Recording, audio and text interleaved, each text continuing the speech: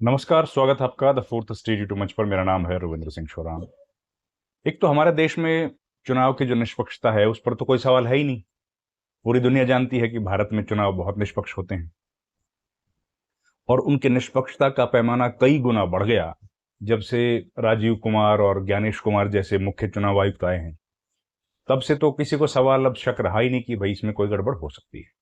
सबको यकीन हो गया कि 100% हमारी जो चुनाव व्यवस्था है वो बिल्कुल चाक चौबंद है, उसमें कोई गलती की गुंजाइश है ही नहीं। Flawless, error free. तो ऐसी स्थिति में जब एक खबर आए कि 4,000 मत मशीनें जहां पे आपने वोट डाला था ना, वो 4,000 एक बिल्डिंग में रखी थी और उस बिल्डिंग में आग लग गई, मशीनें भी जल गई। शक तो होगा ना भाई किसी को भी। और आग लंबी चौड़ी कई देर तक, करीब 12-15 घंटे तक आग लगी रही, ये जानकारी बताइए। और 10 विधानसभा क्षेत्रों में यूज की गई थी वो मशीनें। कलकत्ता के दक्षिण कलकत्ता में या 24 परगना जो है उसमें ये घटना घटी है। एक तो एक खबर की जानकारी बड़ी देर से लगी, कलकत्ता के पास इतनी बड़ी घटना और मीडिया में खबर नहीं। चलिए, जानकारी लगी तो अब शक तो होगा सबको। लेकिन जब हम ये वीडियो रिकॉर्ड कर रहे हैं तो जानकारी लगने, आग लगने के बाद भी करीब 24 घंटे बीत गए, लेकिन अभी तक चुनाव आयोग की तरफ से कोई बयान आया नहीं है। ज्ञानेश कुमार कहीं व्यस्त होंगे, नहीं तो बयान दे देते। कोई और महत्वपूर्ण काम कर रहे होंगे। अभी तक कोई बयान आया नहीं। अब सवाल उठता है कि शुरू में बताया जा रहा था कि दूसरी तीसरी मंजिल पर आग लगी और फिर 7वीं 8वीं मंजिल पर भी आग लग गई। बीच की मंजिलें, उनमें कोई दिक्कत नहीं हुई।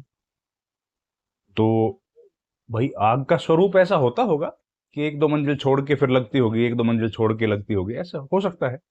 अब हम तो आग की तो पढ़ाई हमने करी नहीं, तो जो आग आग के जानकार हैं वो बता सकते हैं कि भाई ऐसे आग एक मंजिल छोड़ के, दो मंजिल छोड़ के लगती है कि आग सीधी लग जाती है, या दो मंजिल पे लगी तो 3 4 5 6 7 8 ऐसे।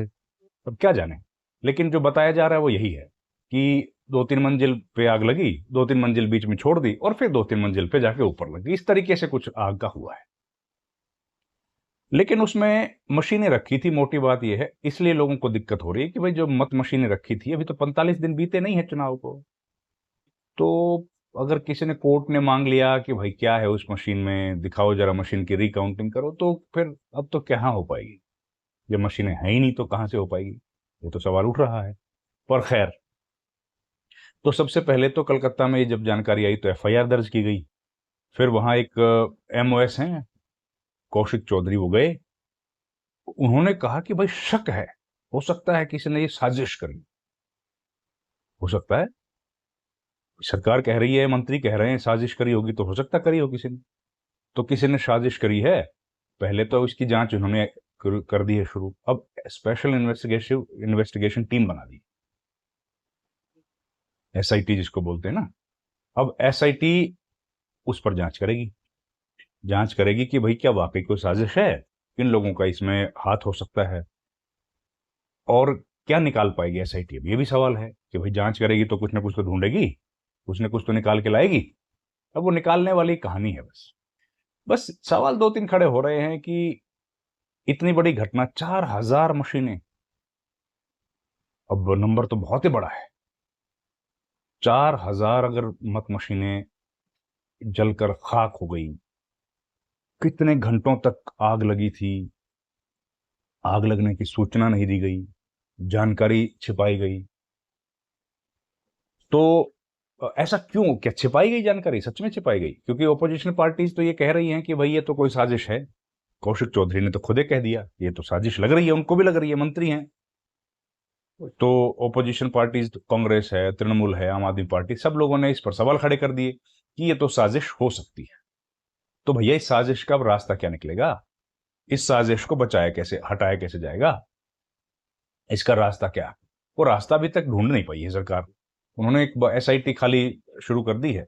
लेकिन आप सोचिए दोस्तों, ये बड़ी हैरानी की बात है, ये इलेक्ट्रॉनिक वोटिंग मशीन्स, जिसमें अभी कुछ रोज पहले मत पड़े हैं और कोई मामला उनका कोर्ट में लंबित होगा, अगर मुझे तो मालूम नहीं है कि नहीं है, लेकिन कोर्ट तो बार बार ये कहता है कि भाई आपको जानते हैं इलेक्शन पिटिशंस का जो वक्त होता है डालने का वो 45 डेज का होता है। तो 45 दिन में अगर कोई उस इलाके का व्यक्ति अगर चुनाव याचिका में चला गया और चुनाव याचिका में जाने के बाद अगर सुप्रीम कोर्ट हाई कोर्ट में जाती है चुनाव याचिकाएं, वहां पर अगर मशीनों से जुड़ा कुछ मामला सामने आ गया तो होगा क्या? अब तो कुछ नहीं होगा। अब क्या हो सकता है? मशीनें जो होती हैं वोटिंग के बाद, मतदान के बाद और काउंटिंग के बाद, वो होती हैं, चुनाव आयोग तो उनकी निगरानी में तो रहती हैं, संरक्षक है ही। तो लोकल लेवल पर जो डीईओ होते हैं, डिस्ट्रिक्ट इलेक्शन ऑफिसर, अब डिस्ट्रिक्ट इलेक्शन ऑफिसर की जिम्मेदारी दी जाती है डीएम या डीसी, जो जिले के जिलाधिकारी होते हैं उनके पास। तो ये उनकी जिम्मेदारी है। अब 4000 मशीनें वहां थी, उनमें आग लग गई, उस पर जांच बिठाई गई है, लेकिन अभी तक जानकारी कोई मिली नहीं है कि किसी को सस्पेंड कर दिया गया हो, किसी को नौकरी से हटा दिया गया हो, किसी अधिकारी पर कार्रवाई हुई हो। ऐसा नहीं लग रहा। तो सरकार के एक मंत्री को लग रहा है कि साजिश हो सकती है, लेकिन कार्रवाई कुछ हो नहीं रही है। तो भाई शक तो देखो लोगों को पैदा हो रहा है कि इस घटना के पीछे क्या है और इस पर जांच होनी चाहिए। मामला हो सकता है ये को कोर्ट में लेके जाए, लेकिन ज्ञानेश कुमार तो देखिए निष्पक्षता की मूर्त हैं। उनसे ज्यादा निष्पक्ष तो चुनाव आयोग अब हो नहीं सकता इस देश में। सबको एक आंख से देखते हैं, कभी किसी के साथ सौतेला व्यवहार उन्होंने किया नहीं। लेकिन वो इस मामले पर चुप हैं, तो सवाल खड़े हो रहे हैं कि भाई ऐसी क्या चुप्पी है, ऐसी क्या जरूरत है ज्ञानेश कुमार की चुप रहने की, जब देश भर में 4000 मशीनों की चर्चा हो रही है और उन्हीं के कस्टडी में वो प्रैक्टिकली होनी चाहिए, और उनमें आग लग गई है, एक बिल्डिंग में वो रखी थी। तो बाकी जो हैं, बाकी देश भर में जो मशीनें होती हैं इलेक्शंस के बाद, उनका क्या कर रहे हैं? उनको कैसे आप अपनी कस्टडी में संभाल के रख रहे हैं? उसके लिए कोई ऑडिट किया है क्या फायर का, या उनकी सेफ्टी का ऑडिट?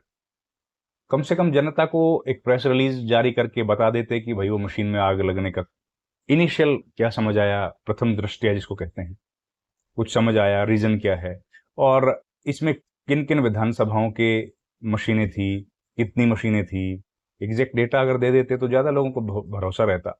लेकिन थोड़े से व्यस्त होने की वजह से शायद कुछ जवाब दे नहीं पा रहे। पर चलिए, जब जवाब आएगा तो हम लोग तो हैं ही आपके पास लेके आने के लिए। हम लोग पूरी कोशिश करेंगे आप तक पहुंचाएं। पर अभी तक खामोशी का आलम छाया हुआ है, और जब आएगी खबर तो बताएंगे आपको। लेकिन सबको बड़ा बुरा लग रहा है कि भाई 4-4 हजार मशीनें के साथ ये हो गया। सरकार सो रही है या इलेक्शन कमीशन सो रहा है। चलिए, उठेगा। इस वीडियो में इतना ही। आपसे गुजारिश है हमारे चैनल को लाइक शेयर सब्सक्राइब कीजिए। आपका बहुत बहुत धन्यवाद। Thank you very much.